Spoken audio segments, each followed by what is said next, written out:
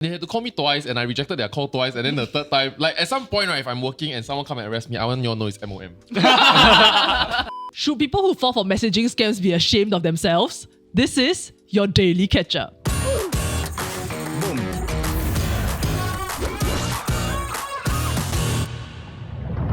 This episode is sponsored by WhatsApp. So they want to raise awareness about online harms, especially fake news and scams on various messaging platforms, and how both young and old can support each other to be more cognizant and play a more active role in tackling these issues. So today we have with us a very helpful man. He's from the Singapore Institute of Technology, Dr. G. Yo! So Dr. G, tell us, how old are you? Like that also must say. Why he's younger than you? Confirm younger. Dr. G leads the program of digital comms and media, as well as criminology and security. Oh, wow, and so varied. he's also a part of the Media Literacy Council, which makes him a perfect guest for this episode. Welcome. Yes. Thank you. So Glad maybe to be because here. I've listed down quite a few things that you do, right? But maybe in layman terms, can you tell me like what your job kind of encompasses? I typically lead a degree program called Digital Comms and Integrated Media program. So I teach, I handle the administrative matters associated with it. Because SIT has a criminology program, right? By the way, it ended already, but I was actually leading that program for quite a substantial period of time. That's why I got linked with criminology. But when I was actually doing my PhD over at NUS, I was asked to teach one of the modules that deals with cybercrime. Right. Okay, so when I taught it, I decided to research a little bit more about it, and then I wrote a paper on it. So that's how I got known in the space of cybercrime. Right. Yeah, I've seen like your research studies being quoted on like Channel News Asia about like studies. God damn, Mr. G. Yeah, let's go. So happens that you hang out with too many uni kids. Yo.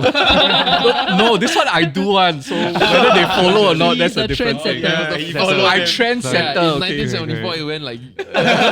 Yeah, so I think like in Singapore in the past few weeks and months, right, we've been hearing quite a few stories pop up about like scams going around, or like people keep sharing fake news and all that kind of stuff. So one more recent one, I think, is talking about like a victim in Singapore who lost close to 200k because there was a team of scammers that were pretending to be a SPF officers, in fact investigating a scam.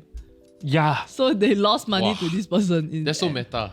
They're getting so tricky and good now. It's scary, yeah. Yeah, and I think another one that was like a huge someone, right, is, so the headline reads, police warn of property agent scam after close to 1,000 people have lost a collective amount of $3.9 million.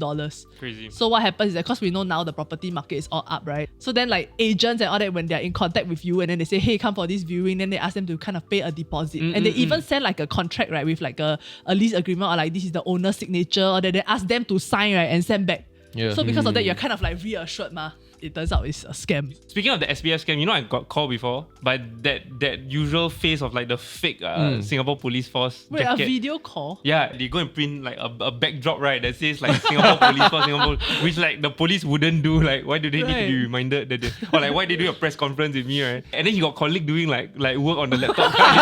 It's a whole set. So like they called me, right, and then like the whole time I just kept laughing, and then Then they're like, why are you laughing? yeah, then after that, Then do you play along? No, so I wanted to play along, but then I was like showing like our colleagues, and then one of my colleagues just took the phone and started like shouting at him. Then like he hung up. Everybody think that when they finally get this scam call, right, they will play along. But at that day, right, you not shut one. Yeah. You will lose all your wits. You will just, sorry. No, but I'm very surprised because you realize that nowadays scams, they are adopting AI, robotics to kind of like get the first round cut, you know? Like the DHL. Yeah, you whatever. have a And then when you parcel. press one or whatever, then you know, oh, this one Can. swannable, can makan. can makan, that kind of thing. So I'm very surprised you got one that's really live and actually take time to... I cannot so every day now I get at least 2 messages. Some of it is like betting or whatever, right? But others like quite convincing one. Yeah, I think most likely a DHL, like your parcel is like So one of the tactics that I read about is that they actually use a very well-known scam. Okay, so have you heard of the Nigerian scam? Yes. the prince. Yeah. Alright. Got money one, that kind. So what their tactic is that, hey, I don't want to spend a lot of time grooming you. So a grooming process is I have to spend time talking to you, Yeah, etc. yeah. and things like that. My dad So, enjoyed with that guy. Like catfishes. Yeah, so the first layer where they sieve out all the gullible ones is to get out a scam that's very well known. Yeah. Okay, so those who respond, they know, okay, this one are the gullible ones. These are the ones I will spend time and money and effort on. Right. Because these are the ones that will yield a higher return. So it's a big like net lah. Yeah, it's a big net. Those that respond are really, these are the real blur ones I can take advantage of. So this is one of the tactics they use. My dad falls for 90% of scams. Also, 90% of the fights I have with my dad is because he got scammed. What? And- Actually lose money, or it's just... There are times where, as in most of the time, yeah, got lose a bit of money. The very latest one, right, was that he clicked on, I think it was like, the ad used Zoe Tay's face. Oh, Yeah, like how got much it. money you can make, all that Queen. stuff, right? And so he clicked on it, and then they called him. Alert, alert! This is the notification for you to turn on your notification bell, like, share, and subscribe. And comment down below, Dr. G is so cool. And if anyone tells you TDK sucks, that's fake news. Do not spread it. Back to the episode. That guy had American accent and all that stuff, and help him invest in Bitcoin and all that stuff. It was insane because that person called him like within a minute or 5 minutes of him clicking the ad. Wow. Yeah. And then wanted to arrange an appointment for him to know more. He insisted that my mum be on the call. Or I asked who he lived with first. And my father just provides this kind of information. I don't know how they find him. He's such a gold mine, you know. And so when he put his first $500 or whatever inside, right, that guy would text him daily to let him know your $500 now has like 537. At a time where crypto losing money, because I have holdings, and I know the market is sliding down, but somehow my father is beating the market buying Bitcoin, but I'm losing money, you know what I mean? And the best part was that my father had an inkling it was a scam, but he continued defended, and I can tell you why he had inkling it was a scam. He told my mom, you cannot tell John. So okay. if you cannot tell John, means John's gonna get upset at something, but if it's like profit making, then why don't tell John?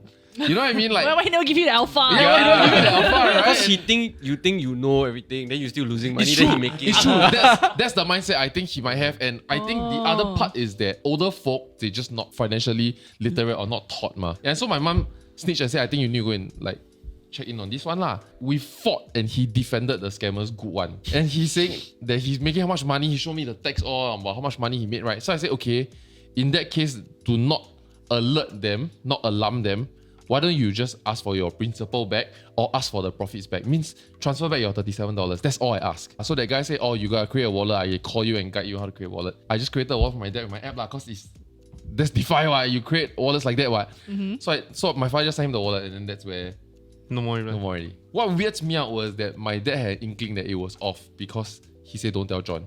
Yet at the same time, he would fight with his son for days and hours to defend the scammer. And Actually, that sometimes really bugs me. we see this kind of psychology happening also. Because I hear stories that sometimes even the police come knocking on the door. I say, hey, I think you have been scammed. They totally don't believe. No, cannot be. Then maybe you are the scammer. Are you the, Oh show my me. God. Yeah, so I've heard of this kind of stories also before. Yeah. And one of the things that he brought up and I wanted to articulate was that one of the things we encourage is that in order to protect yourself against scams, it takes a community. And that's what would happen in your case. Yeah. The son coming in to help the father understand this. And this is one of the safeguards we have regards to scams also. But I feel like recently, because of how elaborate these scams have gotten, right, it's really not just an old people thing. Like, I'm not sure whether I've fallen for one. So I got a call I'ma from say this yes. person. From this person. I gave her all my information. Oh no. Just a spoiler alert, but yeah. So she called me and then she said she's calling from MOM. Sound like Singaporean, So then they say they're doing a survey where like everybody in the family need to be doing. So like they say my dad got do and all that. Then they somehow tell me my dad's name, and then after they tell me my address also. Then I'm like, okay lah, legit what? Then after that she asked me to answer some survey questions. So like it sounds quite legit one. Like they asked me like, oh, like what is like your annual income, that kind of stuff. How much time do you work from home? How much time you work from office? Or that could be legit. Huh? After that, then they asked like, wow, they asked this one that really made me feel bad. Are you willing to pay more taxes to help like the needy? I like a bit quiet. Then she said, how about you rate on a scale of 1 to 5? Then I rate 2 lah, cause 1 a bit busted, right? Yeah. Then That's the problem with posts, isn't it? then after that, then she said, okay, can provide me like your NIC, your your like full name, your date of birth, everything that I just provide her. Lor. Yeah, then sounds I'm a okay bit lah. much. Yeah, sounds okay. So No, I'm not sure. I had that also, and they had to call me twice, and I rejected their call twice, and then the third time, like at some point, right, if I'm working and someone come and arrest me, I want you all know it's MOM. I have like the MOM scams, right? You all get it or not? Like it's Chinese one, the Chinese one, and it's the AI one that you talked about. And I get it like once or twice every single day. I hang out on them so frequently now that when they call me, right, when they ask me to verify my name, I say, no, you tell me what's your email, I want to verify them. Yeah. Yeah, and then when that person had Good. and that person had some like caught off guard lah, right? Like I've never like tried to get myself verified as MOM before, right? Then that person also like needed a few seconds to think. So then on my end I become like, oh my god, you damn dodgy. So the whole thing was damn weird. They had to email me official like stuff. Then I go and reply them. Okay. It's not bad though. But that's ridiculous. Like at some point, correct? No, I'm gonna get arrested because I really owe taxes or whatnot. You don't know, you see. Then the police just come bang through our door and arrest me because I keep hanging out with IRAS. You wouldn't know, ma. Just now, since you were saying about young people falling for scams, right? I guess I should share my story, lah. But Recently, you're not young people. Oh, I should share mine lah. no, so recently, right? I really feel like I don't kena because I don't answer calls. I don't reply SMSs. Yeah, he really don't. Like, Not even for work, guys. Yeah. even if it's like a legit SMS, right, I won't reply one. But right, cause like I buy a lot of things, right? Then ship to me parcels and packages all the time, right? Like every day is Christmas. So the recent one I kena is a SMS that was from Singpost. Because right, I like in the middle of work, whatever, I'm busy and all that, right? So I just saw the thing. I thought, oh, okay, Singpost, right? Oh, the parcel failed to deliver. What's wrong? I press one time. Then I see it says that registered mail. You have to you didn't pay enough. You have to top up like $1 something so that they can can deliver the thing lah. They're like, okay lah, whatever, $1 something. Then I just press and I key in my bank account information. Then I key in already. Then I just Like your credit card number. yeah, everything. Then it got rejected. Then again. I try. Then I enter, reject again. Then I started it. I paused a while. Then I think, okay, never mind. Let me resolve this later on. So I forgot about it. Then a few days later, right, I remember it again. Then I think, right. Why the right? Will they send me something if I never pay for the registered? No, it never happened to me before. So then I panic a bit, right? I go online and check everything, right? Then I ask people, right? Wow, really scams, yeah? Because I was not expecting anything. So immediately I had to go and contact like the bank and all that. But I want to say like the response was very good. Like immediately they have a team set up, right? They immediately answer your call, help you cancel the thing, help you tell you what to do next, police report, all that. Wow, But did you lose anything? Never. So your dumbass key wrong lah.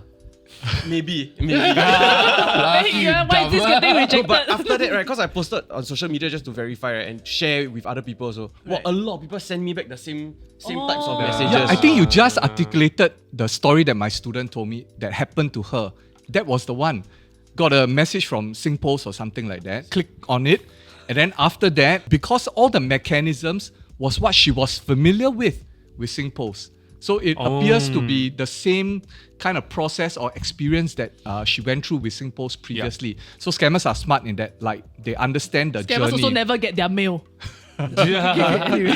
So she went through that process. She got a deduction, $1. It was a test case. And then after that, there was a larger amount, but because it exceeded her bank credit limit or something like that, it didn't go through.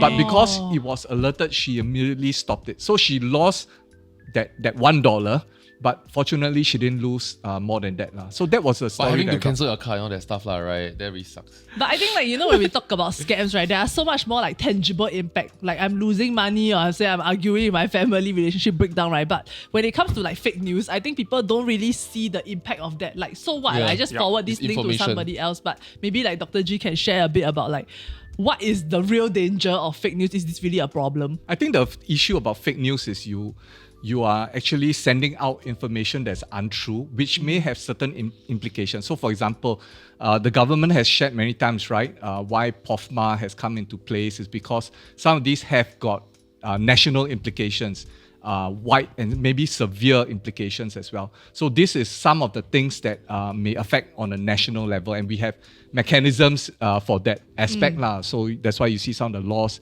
enacted in place and stuff like that. But it also has implications on other aspects as well. So for example, vaccination, right? If you have fake news vaccination, although it may not be public shared among just passed on by messaging apps and things like that. People have a certain impression or something, and therefore when other messages that come in, like say vaccination is good, and things like that, don't worry, not much problems, people won't believe. So it does have those kind of impact as well. Or like used to spread hate against certain groups and all that kind of thing also. Most of the time, if you talk bad about certain groups, it may be covered with opinions. It may be an opinion. But when you talk about fake news specifically, it's like misrepresenting facts or twisting the facts, etc. So that is where it gets a little bit tricky, very hard to discern and things like that. So WhatsApp, they shared a few things that were quite interesting to me actually, which I didn't know actually were around. So one thing that they do specifically for fake news is that there are forwarding limits on messages. And I mean, if it hasn't hit that limit, right, they have forwarding labels. So it kind of indicates That's a game changer. Yeah, it indicates that this message has been forwarded many times. Yeah, then there's like there's a text and then there's a double arrow, there's an icon there to tell you that like, hey, this is a chain being forwarded. Okay, it looks like this. Can we show them? Yeah. Because I also have no idea what this looks like. Yeah. But interesting, because the example you articulated is an expression of, for example, companies also getting involved. I mean, your earlier question is who should be responsible, right? Yeah. So this is the idea that we are seeing, that everyone is playing their part to help this. Do y'all think y'all can spot fake news? Oh, you're not confident. I'm surprised. I think I'm okay, but the one time that I was really surprised, right, was when I used to intern in a company, right, and it was all young people, all tech savvy people. It was a tech company, right? And at that point of time, people didn't know that New Nation was a satire site. I think there was a story, I can't remember what it was, but it was like a group of 5 people randomly like taking a dump in like MRT stations or whatever, right? Which wasn't true. There was a case that happened to be true eventually, but it wasn't true, right? And then people in my company were just sharing it around with each other like, oh my god, I can't believe this is happening in Singapore, not realizing that it's satire. Singaporeans from all walks of life, right? Yeah, so like, I mean, I have an article here with me, right, that says many in Singapore confident that they can spot fake news, but may not actually be able to. So like about 50% like quite confident, right? But the truth is that 69 to 76% have admitted to unknowingly sharing fake news. This is a study done by NTU. I wouldn't say I'm confident in spotting fake news. And you're the expert already. Yeah. I would say I'm confident in suspecting that it could be fake news. Right. So it won't be the first instance where I see this. So there was one time I received this particular news. I said, hey, look, it sounds a bit true, but it also sounds a bit suspicious.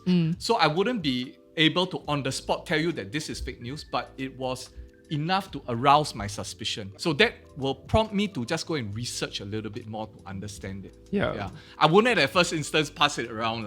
There was sometimes where I received something and I messaged out to my parents. I think it was a Singpass one, the recent Singpass Right. one. Then it looks so real. Then I said, okay, I better alert my parents, say, I received this. Let me check on it first.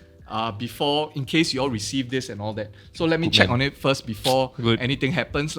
So it's not like I know at the point in time that it's fake news, but it was enough to arouse suspicion. I think maybe just a year back, there was this CPF top-up thing, right? You top up X amount for your parents, the government will match it, right? Yeah. Something like that. And at the same time, right, there were scammers that was using the exact figures that CPF was throwing around. Like government will match you $3,000 or something like that if you put $3,000.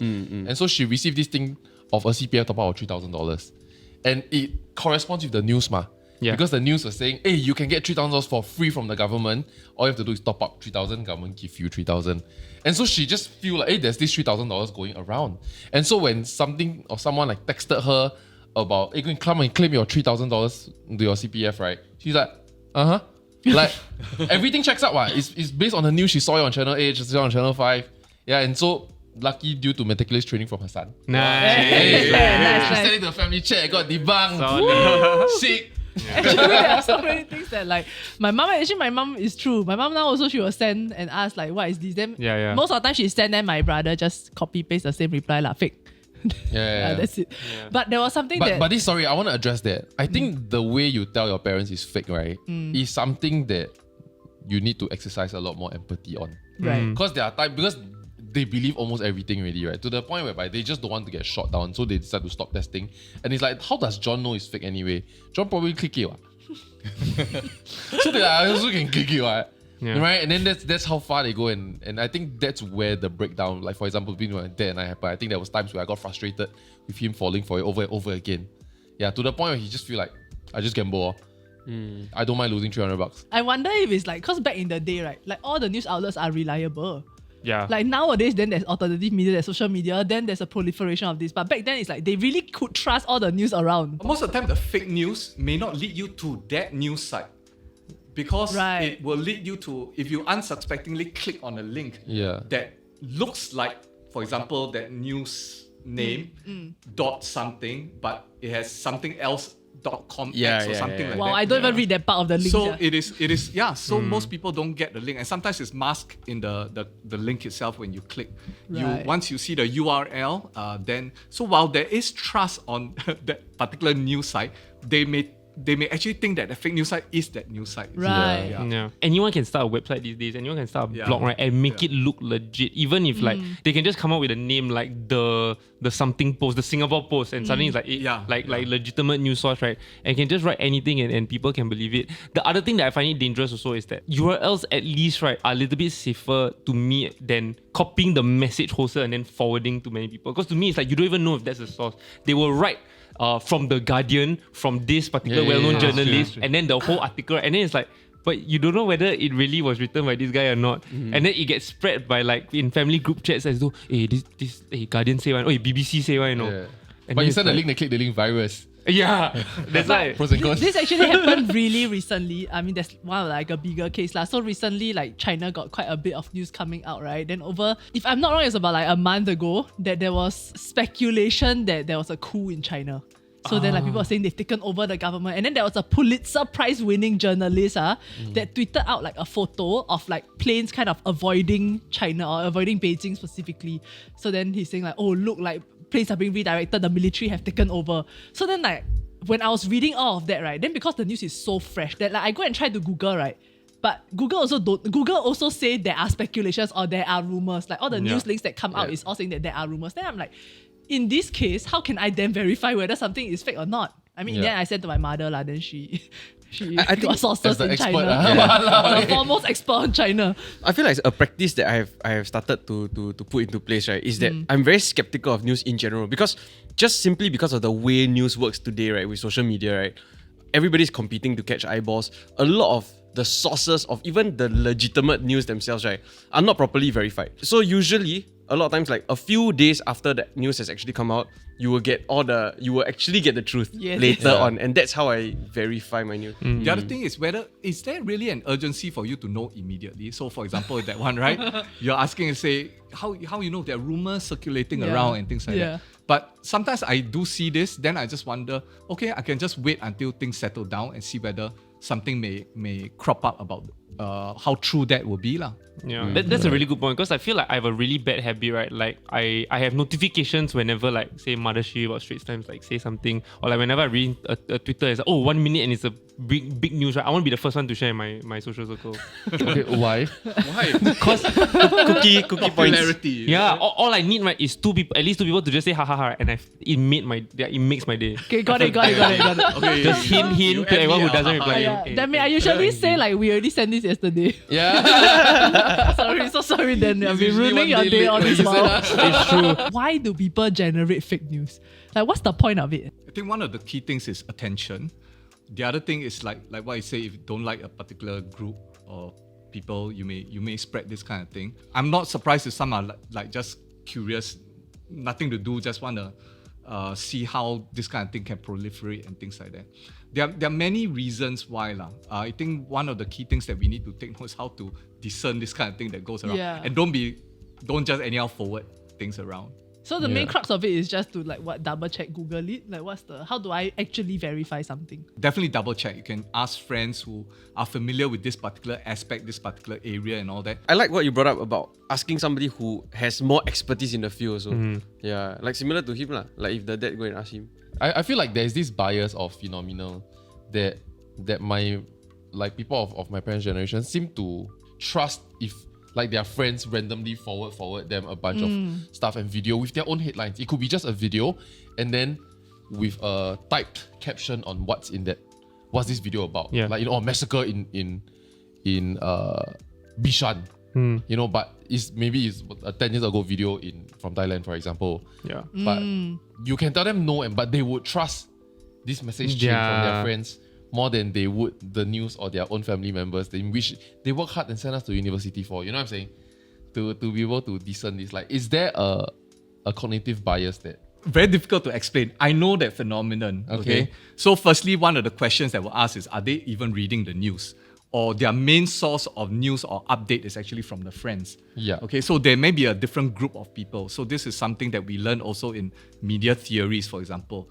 So some people consume media very differently. So you may encounter the elderly, you're talking about the parents' generation, who do not even read the news. So their only source comes from friends. It's almost word of mouth. Yeah.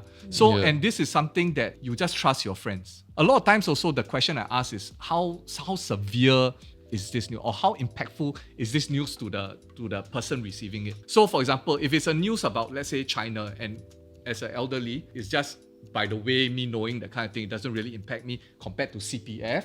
Okay, I may just say, okay, it's just news to me. Don't care whether it's real or not.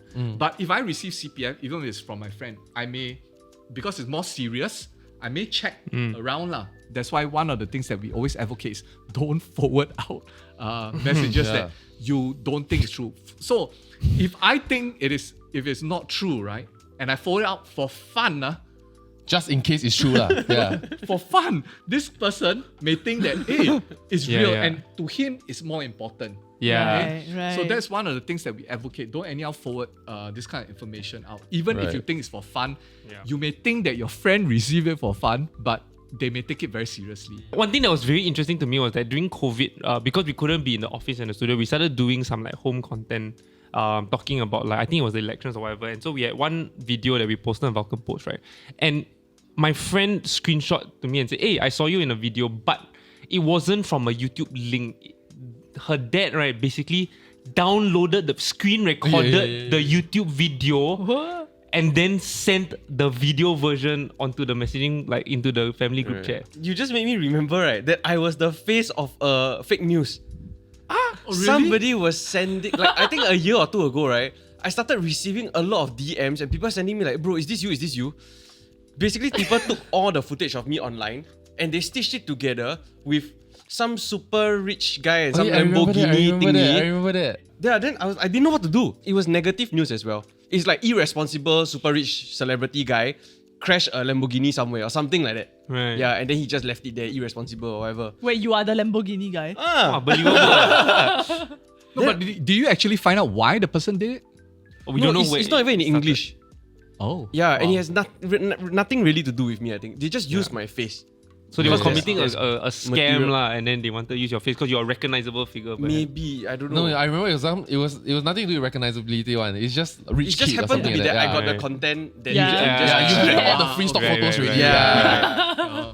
Then I tried to like, then okay, everybody messaged me. I just said, okay, lor, report lor. I don't know what else to do, ma. Then I also report. Then just like that, lor. Then it just continued to spread for a few weeks. Then now it is what it is. Crazy. But like, whose responsibility is it to like curb like fake news or like curb scams? You know, is it like our personal responsibility to like just not forward or just like be more careful, right? Or is it up to the authorities? I think because people are downloading videos and then disseminating, right, you actually don't know where the source is. People can always Right. edit portions of it to like fit their own narratives, right? Which is why it's so important that if you do want to forward a video, forward the link from the actual source. You know, don't go and download it because you create a practice that encourages fake news, I feel. I think everyone has to play a part. One of the things I advocate is, for example, as let's say parents or as user, you need to, like what you said earlier, don't anyhow forward it around, that kind of thing. Be conscious of this, know how to spot some of these kind of things, know how to report it, alert the authorities Right. and etc. and things like that. I think some messaging apps have such features and things like that. When it comes to scams, right, WhatsApp also has things in place to protect us. So number one is two-step verification, which they will also check with you, like that PIN number that you set, right? They from time to time they will check with you to make sure that like you remember it or that you've not been hacked lah. And then also I think like what Dr. G mentioned, right, being able to like report something. So you can report a contact or block a contact when you suspect that something is off here lah. This person is trying to scam me or this person. Right.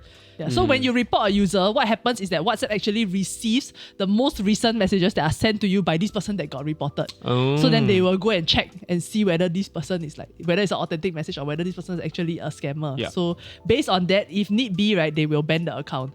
Okay. Yeah, and through this user reports actually and other like scam detection like systems in place, WhatsApp has actually banned more than 100,000 accounts a month for scams. Damn.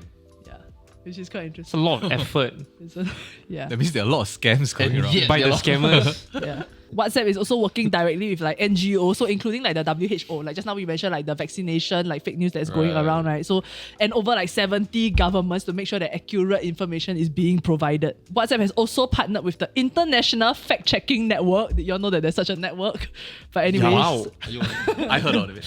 yeah. So Nice. basically you can go there to double check information and report fake news.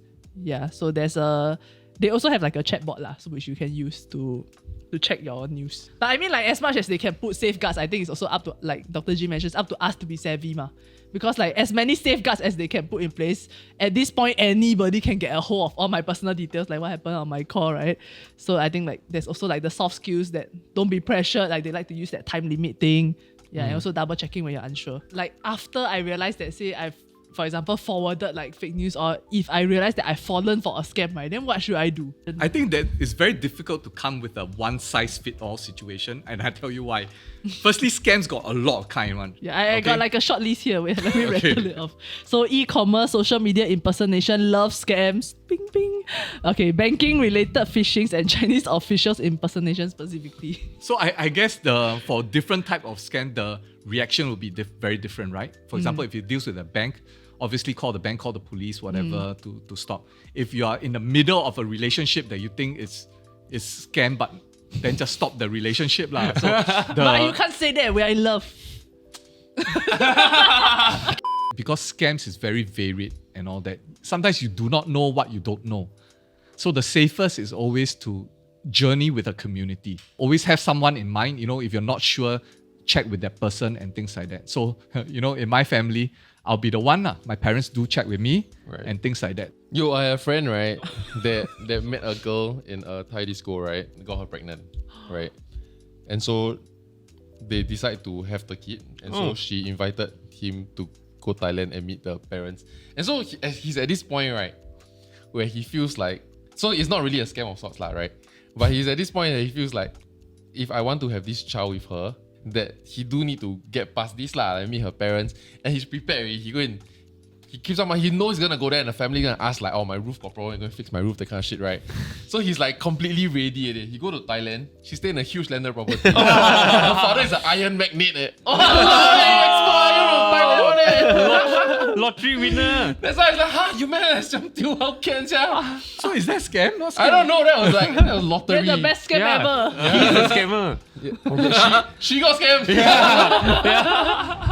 Okay, so once again, thank you to WhatsApp for sponsoring today's episode. We hope that it's given you more insight into how to spot fake news and scams, as well as how to help your loved ones. So remember, stop, think, call. So stop, take 5 before you respond, and then think, ask yourself questions. Does this make sense? Are they asking you to share a PIN code? Are they asking for money? And then call to verify with like a family member, like a friend if you're really unsure. And if it turns out to be untrue, don't forget to report it. Okay, thank you for watching. Like, share, and subscribe. Goodbye. Thank you, Dr. G, as well, for joining us today. Thanks. Hey, you're so cool. Yeah. Are you very popular in your school?